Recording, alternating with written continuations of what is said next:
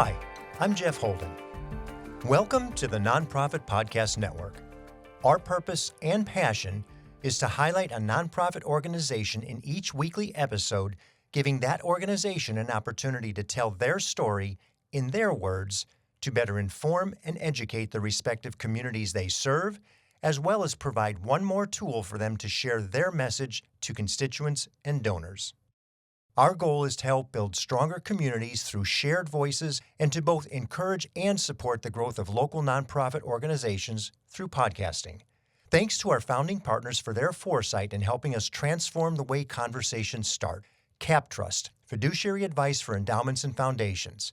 Runyon Saltzman Incorporated, RSE, marketing, advertising, and public relations creating integrated communications committed to improving lives. And Western Health Advantage, a full-service healthcare plan for individuals, employer groups, and families. We often speak about the cycle of poverty with so many of the organizations on this program. How do we break that vicious cycle? How do we reverse it? How can we begin to create a cycle of generational wealth? It's incredibly difficult, as we all know, but we also know that the earlier we begin, the better. And I think most of us would agree it begins with education. Getting that next generation of the family to be supported in a mission to intentionally change the way things have been. And just when that family with that child, that student gets there, what happens? Money. In many cases, the money isn't there to make the things that need to happen, happen. Well, thankfully, we do have nonprofits to serve those needs, and we do have schools to teach these children and get them on a path to success. This episode is about one of those schools working to break that cycle of poverty. These graduates will not see their kids attend that same school if it's successful. And full transparency, I was a board member for 8 years when the school was in its infancy. Now in its 19th year, I couldn't be more proud to see the product the school is producing, the talent in the teachers and the leadership of the organization. But there's a novelty to this school that transcends education alone. And we're about to hear all about it from the president of Cristo Rey High School, Father Christopher Calderon. Father Christopher Calderon, welcome to the Nonprofit Podcast Network. Excellent. Thank you so much for having me. I really appreciate being here. I am so looking forward to this conversation for many, many reasons, but one is, as a former board member of the high school, to see the changes and the distinctions and the significance of what's happened over the course of this last, 18 years? We're in our 19th year. That's right. So let's get into this conversation. Let's do it. Cristo Rey High School is really unique in several ways, but would you first identify the mission of the school for us? So the long and the short of it is we are one of 40 schools in the country that seeks to create formational experiences first, access to solid education always for the sake of transformation of students and communities. And it's important to note for kids from low-income backgrounds, so kids who may not have had access to these things. So providing solid education in the spirit of the Sisters of Mercy and the Jesuits, shaping minds and hearts for the sake of the whole community. And it is a college prep school. Correct. So it would be on the equivalency academically of a Jesuit, Christian Brothers, St. Francis, in the same space. That's our effort. The difference is many of our kids are coming from public schools. 75% is the average for a class coming from public schools. And unfortunately, our students are coming 2 and 3 grades behind.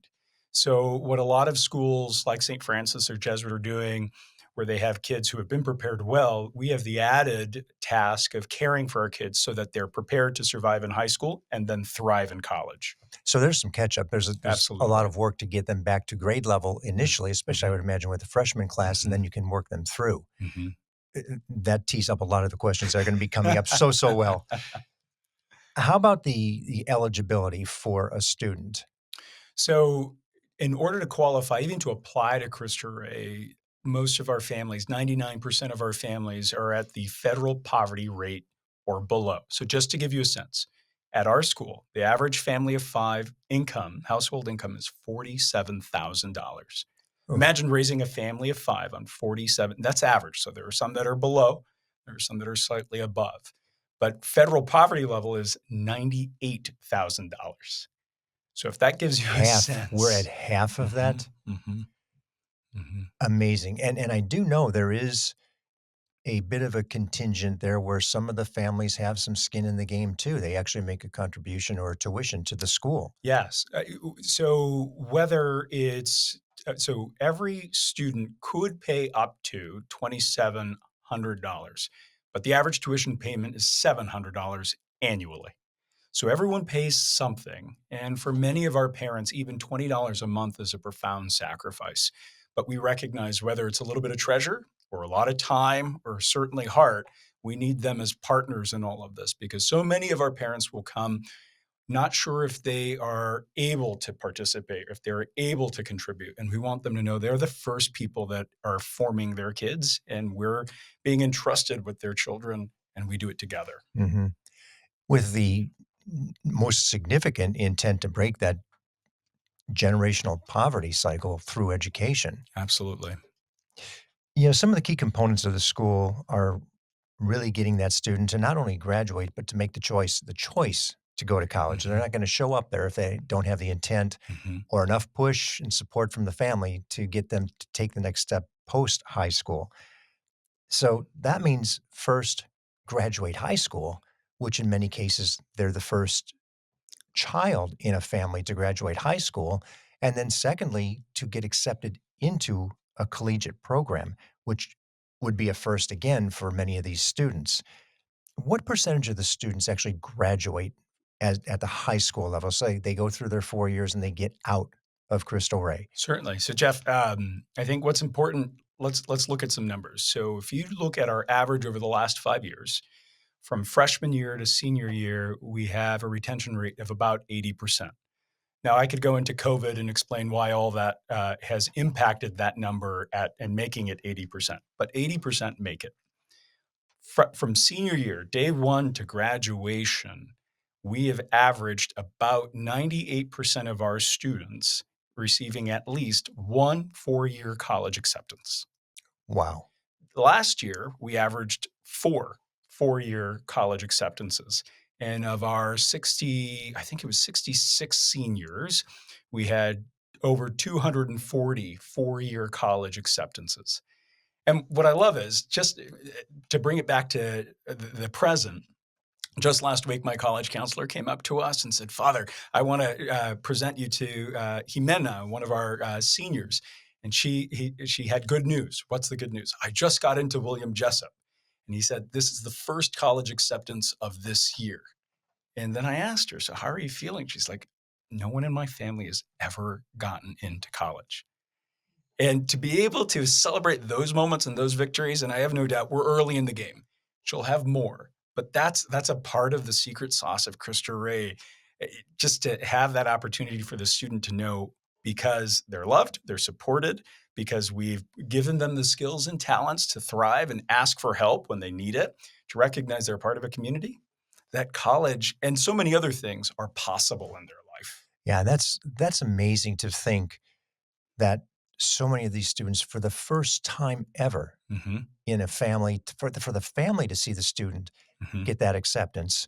I know that comes with some other consequences at Sure, some point too, sure. but when you look at that and are able to see, I remember attending a lot of the graduations early on. It's emotional. It's Hmm. emotional for anybody from the outside. These aren't my kids, yet they felt like they were because you Mhm. saw them go through the process and to actually graduate and to see the families and just the thrill and the joy and the excitement of the families to say that their child, their student made it through where Absolutely. they never, ever, got halfway. And for many of our families, our kids are the first not only to receive a college acceptance, they're the first to graduate from college. And if our students aren't the first, it is likely because their older brother or sister went through our school. Mhm. And it speaks to the trust that we've established in the community. It speaks to the mission of who we are. Families trust us. And when you see Sunday best on graduation day and beaming smiles and tears of joy, you realize this isn't just a single student experience. This isn't just a school experience. This is a whole community experience it gives purpose to everything we do. And the kids themselves, the bond of those students Mhm. over the course of those 4 years, some kicking and screaming coming in Yes. because parental push Mhm. got them there, uh, to that graduation, the date of graduation, how they all went through it together, Mhm. and they all had their own challenges and their successes. It really is emotional. It's very different than what I'll say, a traditional or familiar high school Sure. experience. And just if you were to look at the basic numbers of it all, so average public high school in town is well over 2,000 students. The average Catholic high school, traditional high school in town is around 1,000, depending. St. Francis a little smaller, Christian Brothers a little bigger, Jesuits right there. We this year are just over 350. And the goal is to have 100 students each class. And we've been building back up to that goal with great success. But even at 400 students, if we were to hit that goal, or at 350 something today, our kids are known and they know each They other. know each other, yes. Exactly. Well, you talk about a graduating class last year of 66. Correct. I can remember 66 names. Uh-huh. You get to 100, I start to push it a little bit, Right. and age has done a funny thing with my Right. memory. But nonetheless, that's a familiarity with every single Absolutely. student by name. Mhm. And the students know each other, the students know the staff and faculty, and the faculty staff know them. And depending on the families, if they're the second or third or fourth or fifth kid from a single family to come through us, you become a part of their families also. And you see mom come back to enroll the youngest, and you've missed them, you know them. And so the tradition continues of relationship building. And that's part of the success too. And there's an irony in the alumni, so to speak, of the school. The expectation is your children will not be coming to Cristo Rey Correct. because you will have broken that cycle of poverty. Yeah, and Jeff, without fail, every now and then a senior, every year that I've been at the school will say, I've loved my experience. I can't wait to send my kids here. And I have to explain to them why we hope that doesn't happen. Yeah. Because they've succeeded in college, because they found the career that gives them life and purpose, because they've moved their family out of poverty, not just for the sake of a bank account, but for the sake of dignity and justice. And so that, yeah, they'll be connected as alumni, maybe supporting our mission Well, I in was a going to variety say, of they ways. better have the contribution side of it, Yes. but their children won't I go there. jokingly tell them, I need you to go make millions because I one day will ask you for Yes, them. yes. That's perfect. Yeah. There's your Yeah. solution right there. Absolutely. On the college side of things, I want to give you a chance to brag just a little bit. But before we get there, a lot of the students do go to our local community colleges Yes. and to Sac State. If I'm Mhm. not mistaken, in the four-year colleges in the area, Sac State gets the majority of our students, maybe 20 of that 66-ish. Sure. So I'll back up just a little bit. So 67% enrolled in a 4-year, and 14% enrolled in a 2-year. And then 19%, that remaining 19% combination of the armed services, trade school, and some elected not, even though they had the acceptance not to attend. Sac State is, without a doubt, continues to be the place where most of our kids go. And sometimes that's the best fit, but sometimes that's where they go because they feel they still need to be present to their family, either because of the relationship alone or the relationship and the financial needs that the family Mhm. has. So I need to stay local to work and support, or I need to help my family save some money. So I'm not going to go to Notre Dame. I'm not going to go to Georgetown. I'm not going to go to Villanova. I'm naming schools where our kids get in. And it's a tension as we try to convince parents you're not losing your child if they go across the country. Your child will be okay. There is support there. And so this year, we are making a concerted effort to bring in alums who have gone abroad or gone out of state, I should say, to talk to Mhm. parents who have had their kids go out of state. My own mother, I grew up in LA in a situation not unlike our students, and she had a hard time with me going to school in San Francisco. I've brought her in to talk to parents. See, I know what I'm speaking from the heart, is the point of it all. And so the hope is that our parents trust that this is an opportunity for everyone. And in a sense, it's working because In a few weeks, I have a student that's Holy Cross College, the College of the Holy Cross in Worcester, Mass, invited a couple of our students for their overnight program to tour the campus. Georgetown over the summer invited one of our students to participate in a 3-week trial program. And then in a couple, I think actually it might be Tuesday of next week, has an interview with an alumni rep.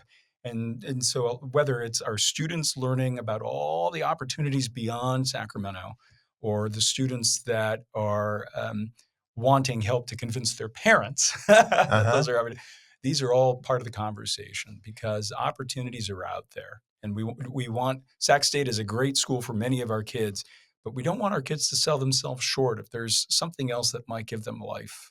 Well, and two things there that you say, the caliber of those schools, to think that this student who 4 years prior may have been a struggle to even know if they were going to graduate high school, now graduates and gets accepted into these schools Absolutely. of incredible integrity and academic accomplishment.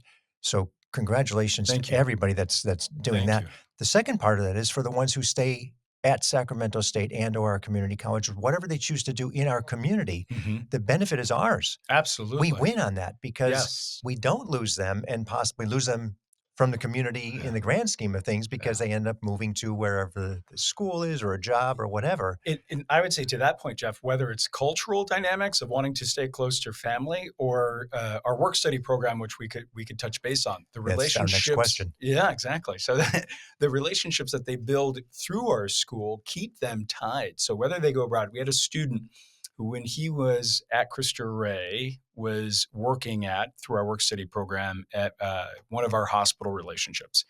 He then goes to Villanova, gets a degree in nursing, graduated last June, and I found out over the summer that he got hired at Mercy San Juan as a nurse, registered nurse. So he came back. Perfect cycle. That's Exactly. the 360 we want to see. Exactly. And he's earning a good income, and Absolutely, he has now yes. broken that cycle of poverty for his family. And he happens to be the first of 5 that have gone through Cristo Rey.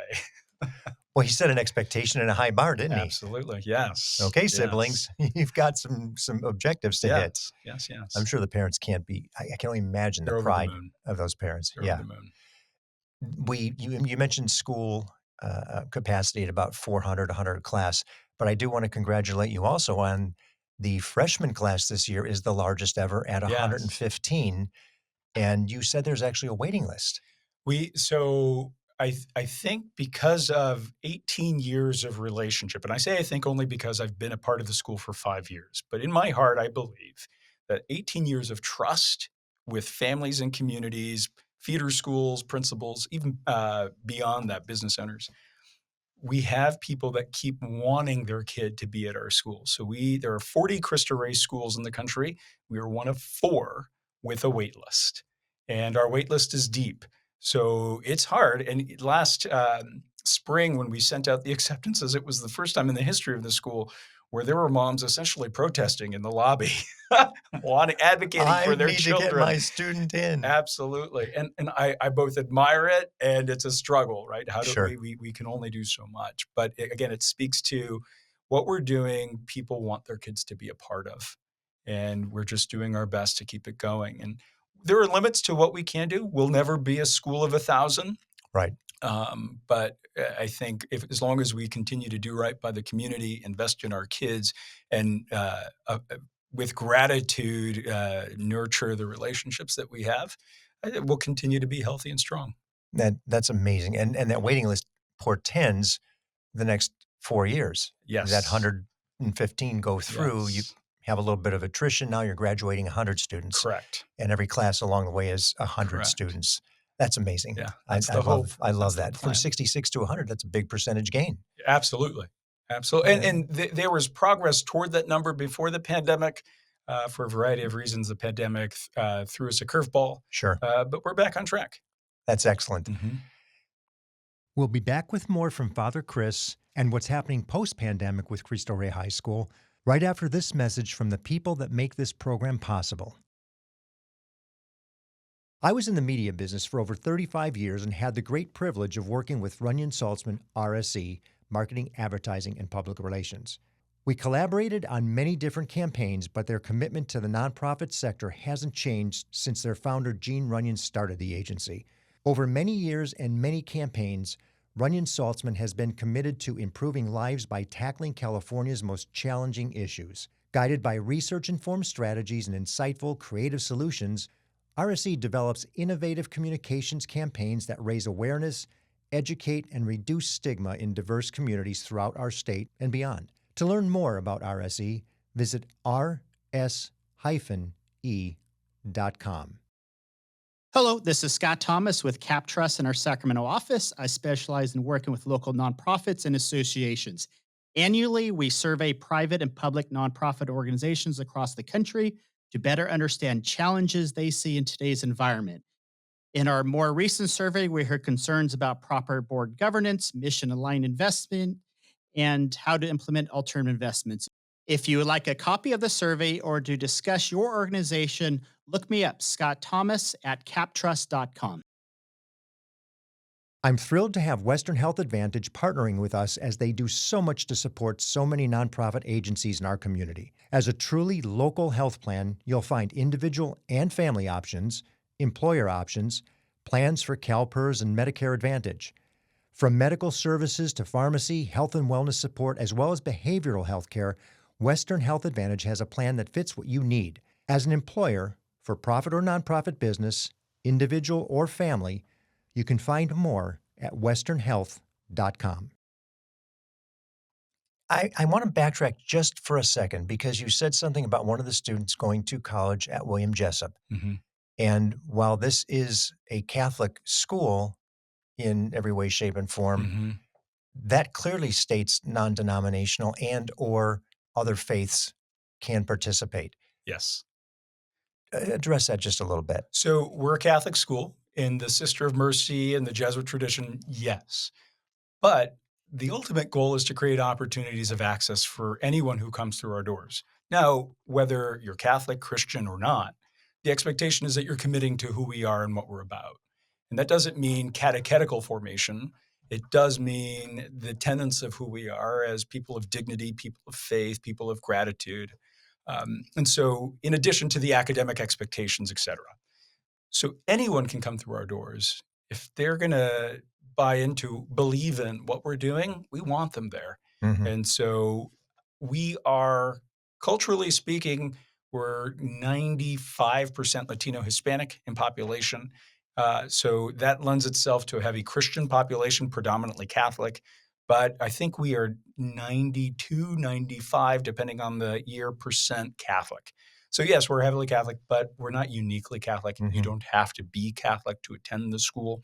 But it is a primary identity of who we are. And we want to make sure anyone who isn't Christian or Catholic who comes to the school feels welcomed and supported and never like an outsider, but always like a member of the community. So we do that in a variety of ways. And that's why I so like the William Jessup choice. Mm-hmm. I just think that's really neat that a student from that environment would say, hey, I Yes. want to get and continue the faith. Well, and in that vein, that relationship comes about because locally we have relationships with schools.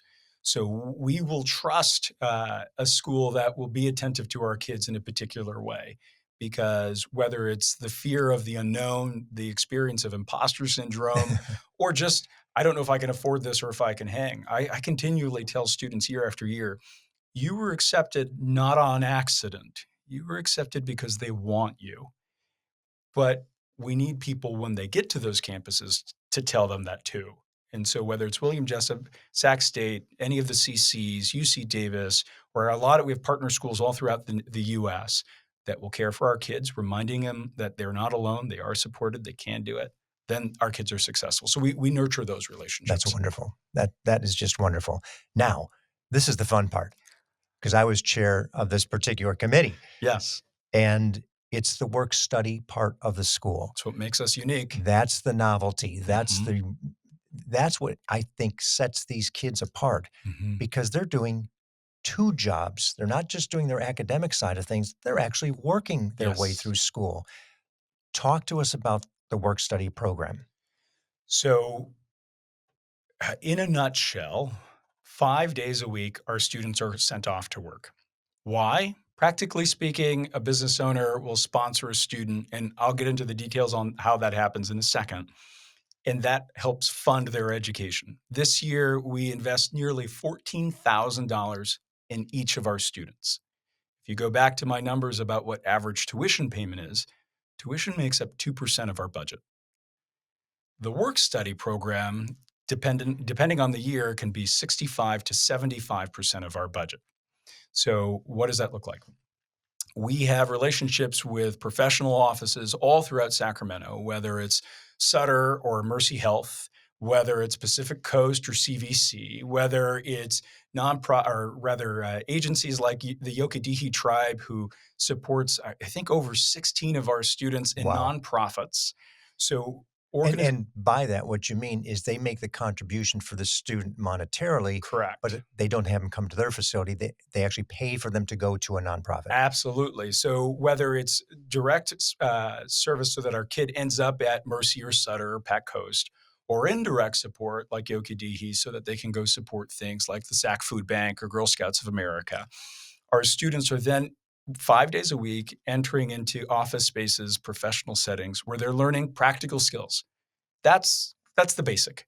But with time, they're building confidence and relationship. Their horizons are broadening, and the ideas of what I could do with my life, what I could invest in my community, starts to grow exponentially.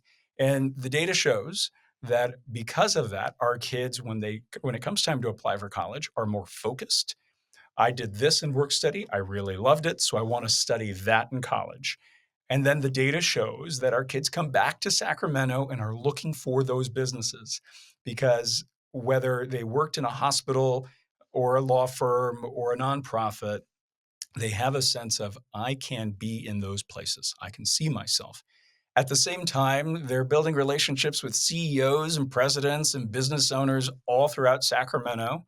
And those relationships, not only in the moment, build confidence and connection, but I would like to imagine our kids are impacting the hearts of those office spaces so that when those businesses are imagining, how do I want to invest in my community? How do I want to reimagine what we're going to do in the community? They're doing it with our kids and their stories in mind. So this year, for example, a business will sponsor a student for $8,000 a year. That's one student, 1 day a week. So they're not paying payroll. They're not paying benefits. And we drive them there. We pick them up. We train them depending on the needs of. Meaning that employee will show up. Correct. Exactly. So otherwise they get detention and deal with all of those things. So we take care of those logistics. But then we're constantly in communication with supervisors of our students so that if they say, we need our kids to have this skill, or could you train them in this way? We'll adapt and help them grow so that they're competent and helpful. And so then in that way, you get good labor. And yes, a freshman 14-year-old is going to produce different work than the senior 18-year-old. But for those who have been with us since the very beginning, or just a handful of years, you see the progress. I had a student last year who, as a freshman, very shy, incredibly quiet. As a senior, she was working for the Raley Corporation, Raley Supermarkets, but in the corporate offices. And she was making presentations before the board in collaboration with her supervisor, Sure. but before the board so that they could present this new initiative. Things like that demonstrate to me that it's not just helping us invest in the education of our students, but it's helping them imagine all that they can do in incredible ways. Boy, think of the confidence of that student who has the ability to present to a board of one of the largest grocers in the country, and then take that onto their collegiate experience. Absolutely. And then come back. Yes. How impressive is that? Absolutely. And imagine applying for college and saying, I have over 1,000 hours of work experience in a professional setting. Some of our kids are still working at places like Starbucks and Dutch Brothers on the weekends, normal teenage jobs. But I'm also working in the executive office of fill in the blank of an incredible business partner that we may have. Well, and the exposure to a law firm or an accounting firm, to know what that's really like, you don't have to think I might like that job. Right. You're experiencing that job to say, I love it or I hate it. I don't ever want to go into this. And I know we have students who choose after their first year of work study to say, nah, it's just not for me. Mhm. Or I believe now I would like to go too. Absolutely. No, we had a student a couple of years ago thought she wanted to be a lawyer, so she was in a law firm. After 2 years, she expressed a desire for a change, and they placed her at UC Davis Medical. And there she was. Currently, she's a sophomore at UC Davis studying medicine, biology, pre-med. And she knew what she wanted. She figured it out, and she reached for her goals. Isn't that amazing? It really is. I do recall when I was on the board, one of the students, freshman, going to go to a law firm and just do basic filing and Sure. admin stuff. Mhm. Gets to the elevator and stands there. It will push the button. Had no idea what to do. Had never been in an elevator. Had never been in a high-rise building. Had Sure. never been downtown Sacramento, Mhm. and just froze.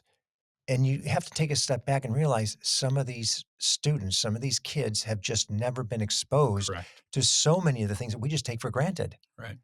And it was an eye opener. I think everybody, when that story came back, was, oh my gosh, what an experience for that student. Absolutely. Can you imagine when they went home? I got in this box. This box took me up to the top of the high buildings that we see on the horizon. Mom and Dad, I can't believe it. And Yeah. I'm going to work there. Yeah. The student who went to that Georgetown program over the summer had never been on a plane.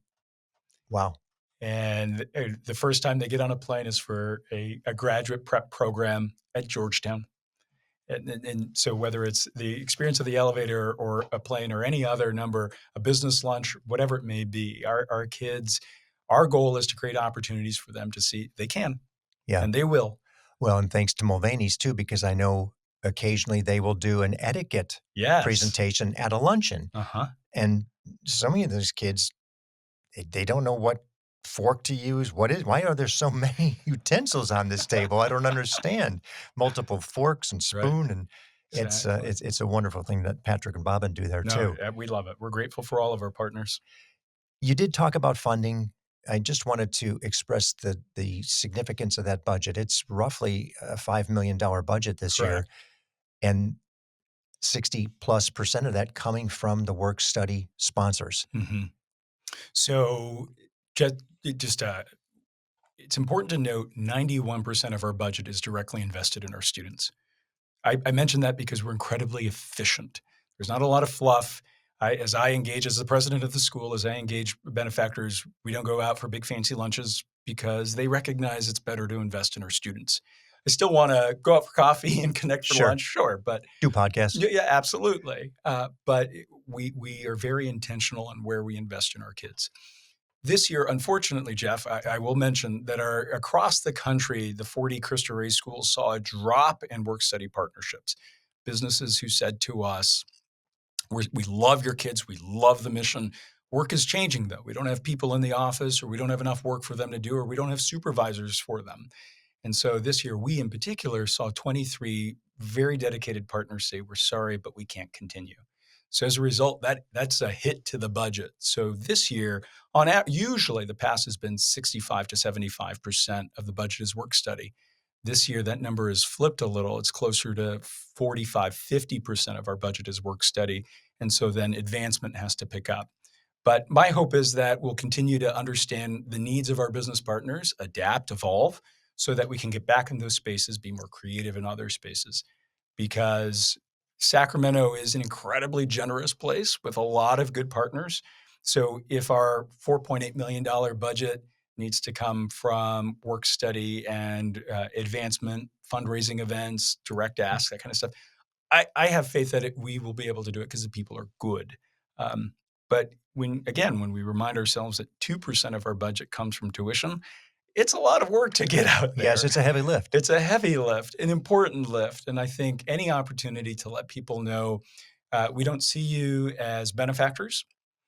We don't see you simply as supporters. We see you as partners because the investment in the community, whether it's the community on our campus or the community well beyond our campus of all of Sacramento, we're making change. We're helping people get out of poverty, recognize dignity, and bringing us together. And yes, the brass tacks of the numbers are an everyday concern of mine. But I know that when we share our mission and what we're about, people will help us. And so I'm always looking for new job partners. If there are people out there that have opportunities, whether it's one student or 16 students, Mercy Hospitals employ over all of their hospitals 40 of our students. We have the capacity to adapt. So It's almost 10% of the students. yes, Better than 10% of the yes, students. yeah. So no, our budget this year is tight, but I have faith that because Sacramento has proven to be good, we'll find people. People will reach out, find us, and we'll continue to do our best. Well, and when we have that connection of demand of interest from the community for the school, Yes. that certainly will filter back into the community Yeah. as demand for support for the Absolutely. school. And I will share something, because we do this nonprofit podcast network. I'm talking to nonprofits all the time. I happened to be at River City Food Bank a couple of weeks ago, and what do I see? One of I our see a students. student standing there with the shirt, and I go up and talk to him. I think he was frightened. Why is this guy talking to me? And I said, "You have to go tell Father Chris you ran into Jeff Holden and blah, blah, blah." And he just shaking his head and staring at me. He was a junior. And then just yesterday, I was at Sacramento Children's Home, who also has one of our students. And it amazes me to think that just randomly, you walk out, you will see a Cristo Rey student at that law firm, and maybe your law firm, at your accounting firm, Yes. maybe your accounting firm, at the nonprofit that you support. Right. There's a student there. So that proliferation of students and impact in the community exposes itself to others who might have an interest in giving Absolutely. and supporting the school. Yes. No, it's one of the many gifts of our school. I, with respect to all the other high schools in town, I think we're the only high school that has the impact on Sacramento the way we do, because we're building connections. So if you see our Cristo Rey Saints dressed in purple, say hi to them, get to know them. They'll tell you how good our mission is. Yeah. So bouncing off of that funding question, if money were no object, this is the fun part of the conversation. Money's no object. What would the school look like? So one thing we've discovered over the last so many years is our kids are coming to us with a lot of needs, academic support. I'd love to double, quadruple our academic support. And that's staff, that's resources, that's time, that's space. I'd love, so we are rock stars in the realm of, we're Division 7 school, a Division 7 soccer, constantly state champions. And a few years back, the community came together and we built a field that is a point of pride. We welcome people, we compete hard, we represent our school well. And it's a lit field on top of it. It's a lit field. And when it was built, it was arguably the best field in town. It was a few years back, but I still think we're pretty good. But I look at, so our kids, yeah, they come from limited resources. We don't have a lot. But if money was no object, we need another space where they could play basketball and soccer, or rather basketball and volleyball. Because right now where we play, we're really grateful to St. Francis High School, but we use an auxiliary space of theirs. And it's not ours. It's different bringing people into your own home. It's different when you know that you can have a space that's yours and take care of. And that's not just for the sake of having, for instance, a basketball court, but that's because our kids deserve spaces too. Our kids deserve to have places where they can grow and build team dynamics and relationships and be proud of the school that they're attending, representing us. I'd love right now, for the first time in this history of the school, our faculty are at 85% of the SAC Unified Pay Scale. That's the highest it's ever been. It still needs to be better. Our faculty work day in, day out, loving and serving our kids. And I want them to know, well beyond salaries, certainly, that we care and appreciate what they're doing. But the salaries are how they support themselves and their families. So if I could increase that for the sake of professional development, for the sake of classroom resources, those kinds of things. And if you've ever been to our campus, we're an old buzz box. There are 2 buildings on campus. We own the land, we own the buildings by the grace of God and the generosity of many, but we only occupy 1 building. The second building is a shell of a building that it's a dream staring at us every day. If money was no object, that building would be more classrooms, more office spaces, places for counseling, meetings, places where parents can come and gather. That basketball court that could also serve as a giant meeting place for school dances and opportunities to bring the community together so we can say thank you. So that second building is the big dream. That's what I think Might be on the horizon, but it's still a dream. Not everybody even has that capacity. You've Right. got it. You get to Right. look at it at least. Yes. It's every day that dream is in front of you. Absolutely. So And most of the times it's a carrot, but sometimes it's staring at me in the face. not to mention it does need to be maintained at Right. least minimally, so you don't want it to Exactly. go into disrepair. Back to reality. You did mention that one of the funding concerns is Mhm, work study. mhm. What's keeping you up at night? What is the greatest need? It is that. So work study, in addition, so funding it relies so heavily on work study so that we can keep the lights on, so that we can invest in our students vis-a-vis faculty salaries, et cetera, et cetera. Um, if we don't do that, I'm afraid we'll have to get smaller. If our work study partners don't expand, if we don't have more opportunities for our students, I worry what that will do to the quality of our education. And what we have right now is solid, but it could be better so that we can serve more students, not more than 400, but to serve our students well. The the struggle is it's not just financial. I want our kids to have access to spaces where they can be exposed to incredible leaders in our community, where they can collaborate with offices that are teaching them that they have a voice that's worth listening to at 14 to 18 years old. So we could fundraise all of our needs, and that would be incredible. Don't get me wrong.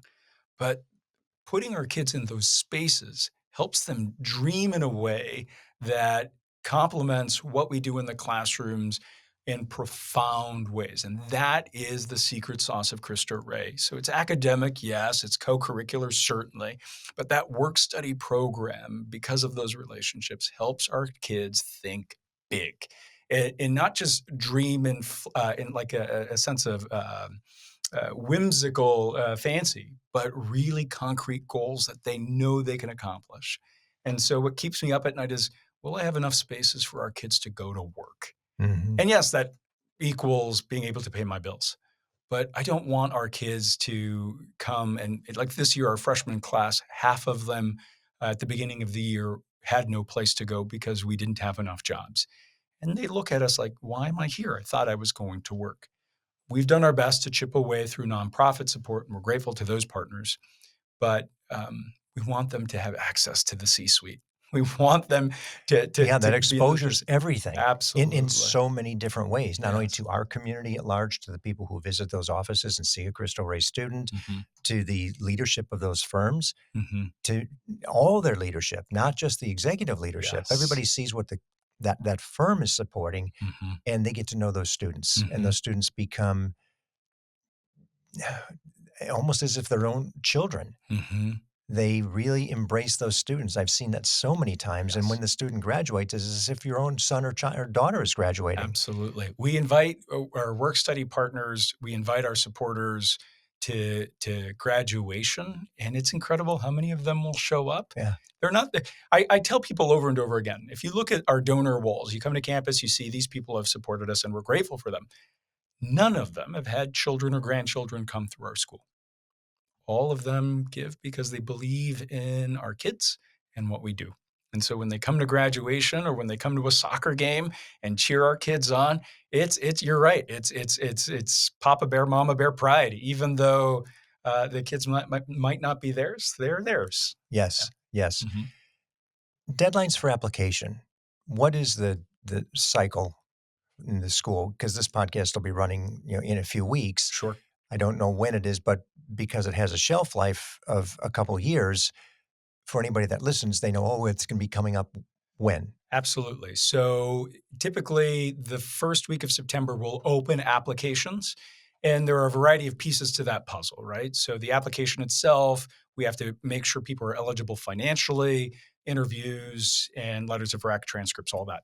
We will take those up until usually the first week of December. Start to vet and the interview process on campus. The high school placement test will take place usually the second half of January, first half of February in two cycles. Transfers, their numbers or their timeline is a little different just because they're transfers. But then notification happens by the beginning of usually the first week of March, depending on how that week falls. So students are notified by then, asked to commit by April. And then that way we can prepare to build a class and understand who's coming to us and what do we need to do to welcome them well. Yeah. And geographically, where are they coming from? They're coming from all over. We have students mostly from South Sacramento, but we have students that are coming from Natomas. We have students that are coming from Fair Oaks. We have students that are coming from Elk Grove, but mostly South Sacramento is our region that we're pulling from. And then if somebody's interested in getting that information, where's the best place to go? Where do they find it? Our website is easy to find if you punch in crhss.org or Google Cristo Rey Sacramento. Even if you misspell it, we'll pop up, I promise. Cristo Rey Sacramento High School. And if you find us, it's one thing to visit the website, but give us a call and let's set up a time to visit. Whether you're an interested parent or student or a business owner out there that's like, I'm interested in this. If you call us, I will make time to welcome you to campus. I will create opportunities for you to see who we are. And that's, as president of the school, one of my primary responsibilities is to create that space. But over the course of the last year and a half that I've been in this role, I've realized my number one role is to create opportunities to say thank you. So whether you're interested in being a part of what we're doing as a parent or student, or supporting us as a supporter partner, just to be able to say thank you, that's a pretty wonderful place to live in. So we'll create opportunities for welcome. And I don't sense any lack of energy. And I will say that you probably do all of that and then some. Wait, at the end of the day, are the days long? Am I tired? Yes. But when you love what you do, when you know what you do is purposeful and that the people you're doing it with are all in, I think that's why our school is as successful as it is. It's why we have a wait list. It's why we have parents that are asking. It's why we have faculty that are willing to put in long days because they love what we do. And they see the outcome. Absolutely. They know that outcome is so significant. And they made a difference. Yeah. They really made a difference. And in our 19th year, Jeff, we're finally seeing alums who have hit their strides. The first few years, we were figuring it out, and we didn't necessarily know how to track alums. We've gotten better over the last decade plus. And so we know the successes. I kid you not, a proud dad moment for me. We've had alums that have earned Emmys in sound engineering. We've had alums that started as sophomores working in the state Senate and are now employed supervising our students at the state Senate. We have students that have returned to the law firms and have become really valuable voices in those spaces. We've had nurses. We have people who are aspiring to be doctors. We have people who have gotten business degrees and taken their parents' small businesses, whether it's landscaping or housekeeping, and kicked it up a notch. And so they took those business degrees, those management degrees, and said, "Mom, Dad, I got you. We can do this." Isn't that awesome? It's amazing. Having had the privilege of being a board member from a very early stage in the school's life, I couldn't be more proud of the accomplishments of what's happening at the school today. And knowing some of the struggles we had early on, whether we were even going to make it, to see now that not only is it solvent, it's solid, it's thriving, it's in its own environment that's paid for, that there's not that threat of, oh my gosh, we don't have a place. Right. Just all of those things, the recipe for success that the school has set up, the changes in the community that it's provided, the students that we see day in and day out, either as high school students and or now college students and or graduates, as you were just mentioning, is so, so neat. And, what a blessing to be able to have been a part of it for me, but what a blessing to the community to be able to have something like a Cristo Rey School, because there's only 40 in the country. Right. It's not like they're all over the place. And for Sacramento, kudos to Sacramento to say, hey, we figured it out. We've got your back. We've supported this school. We're making it continue. And we're making that statement of breaking that cycle of poverty. So for you and for the entire team at Cristo Rey, thank you so much for what you do for the benefit of the students, the families, and our community. Thank you, Jeff. It takes a village, and the village of Sacramento is ours, and the success is ours. And so I'm grateful for all the opportunities to say thank you. And so whether it's on this podcast or any other space, we could not do it without the support of many. And again, it's why we are who we are. Well, thank you, Father Thank you. Chris. Thank you. Thank you for listening to the Nonprofit Podcast Network. I hope you enjoyed the episode. If what you heard moved you, please reach out to that organization and do what you can to help. If you like and appreciate what we're doing to support local nonprofits, please give us a positive review, subscribe, and share.